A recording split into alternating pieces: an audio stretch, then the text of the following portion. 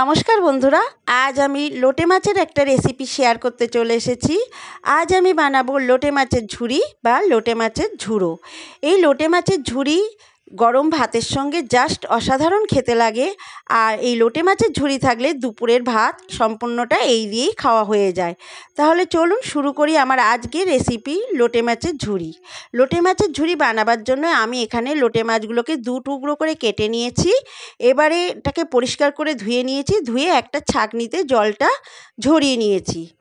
এবারে গ্যাসের ওপরে কড়াই বসিয়ে কড়াইতে পরিমাণ মতো সর্ষের তেল দিয়েছি, তেলটা খুব ভালোভাবে গরম করে নিয়েছি। আর এবারে দিয়ে দেবো একটা বড় দুটো পেঁয়াজ আমি কুচি করে কেটে রেখেছি, সেই পেঁয়াজটা তেলের মধ্যে দিয়ে পেঁয়াজটাকে ভেজে নেব।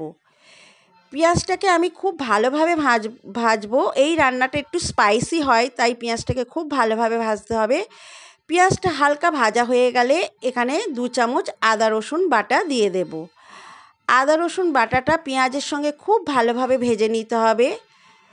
এই লোটে মাছের ঝুরিটা ঝাল ঝাল খেতে ভালো লাগে, আর একটু স্পাইসি হলে খুব ভালো লাগে খেতে। দেখুন আদা রসুন আর পেঁয়াজটা আমার ভাজা হয়ে গেছে। এবারে একটা ছোট সাইজের টমেটো কুচি আমি দিয়ে দিলাম, দিয়ে এটাকেও একটু ভালোভাবে ভেজে নেব। সমস্ত মশলার সঙ্গে টমেটোটাকে একটু কষিয়ে নেব। টমেটো যারা পছন্দ করেন না তারা দেবেন না, আমি এখানে টমেটো দিয়েই রান্নাটা করছি। এবারে গুঁড়ো মশলাগুলো দিয়ে দেব। 1/2 চা চামচ হলুদ গুঁড়ো, 1/2 চা চামচ লঙ্কার গুঁড়ো দিয়ে আবার একটু কষিয়ে নেব সমস্ত মশলা। এই রান্নাটা একটু ঝাল ঝাল হবে, তাই লঙ্কার গুঁড়োটা আমি পরিমাণে একটু বেশি দিয়েছি। আর দিয়ে দেবো স্বাদ মতো নুন। এই মাছটা নোনা প্রকৃতির হয়, তাই নুনটা একটু বুঝেই দিতে হবে। আমি এখানে একটু অল্প পরিমাণে নুন দিলাম। সমস্ত কিছু ভালোভাবে কষিয়ে নিয়েছি। মশলাটা খুব ভালোভাবে কষাতে হবে, যেহেতু এটা একটা স্পাইসি রান্না। যতটা মশলাটা কষানো যায় তত রান্নাটা খেতে ভালো লাগবে। মশলাটা থেকে যখন তেল ছেড়ে দিতে আরম্ভ করবে, তখন জল ঝরিয়ে রাখা লোটে মাছগুলো দিয়ে দেব। দিয়ে এই মশলার সঙ্গে খুব ভালোভাবে কষিয়ে নিতে হবে। আর অনবরত আঁচটাকে মিডিয়ামে রেখে নাড়তে হবে, নাহলে মাছটা তলায় লেগে যাবে। খুব ভালোভাবে কষিয়ে নিতে হবে মাছটাকে। এই মাছ থেকে কিন্তু কষাতে কষাতে অনেকটাই জল বেরোবে। যতক্ষণ এই জলটা বেরোবে শুকাবে, ততক্ষণ এইভাবে নেড়ে যেতে হবে। আঁচটা এই সময় মিডিয়ামে রেখে এই মাছটা খুব ভালোভাবে কষাতে হবে। একদম জলটাকে শুকনো করে নিতে হবে, তবেই লোটে মাছের ঝুরি ভালো লাগবে। আর এই মাছের কাঁটাটা বাদ দেওয়ার কোনো দরকার নেই। এই মাছের কাঁটা খুব নরম হয়, এই মাছের কাঁটা শুদ্ধই রান্না করা যায়।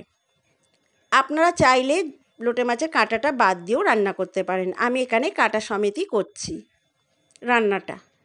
দেখুন আমার অনেকক্ষণ কষানো হয়ে গেছে, আরেকটু কষিয়ে নেব। একদম শুকনো শুকনো করব। এই রান্নাটা যত বেশি শুকনো হবে লোটে মাছের ঝুরি খেতে তত বেশি ভালো লাগবে। একদম রেডি আমার লোটে মাছের ঝুরি সার্ভ করার জন্য। আমি একটা পাত্রে সার্ভ করে দিয়েছি লোটে মাছের ঝুরি। আমার আজকের রেসিপি এই লোটে মাছের ঝুরি যদি ভালো লাগে তো অবশ্যই একটা লাইক করবেন, আর আমার চ্যানেলটিকে সাবস্ক্রাইব করে আমার পাশে থাকার অনুরোধ রইল। আবার ফিরে আসব পরবর্তী একটা রেসিপি নিয়ে। ততক্ষণে সবাই ভালো থাকবেন, সুস্থ থাকবেন। আর আমার ভিডিওটা এতক্ষণ ধরে দেখার জন্য সবাইকে অসংখ্য অসংখ্য ধন্যবাদ।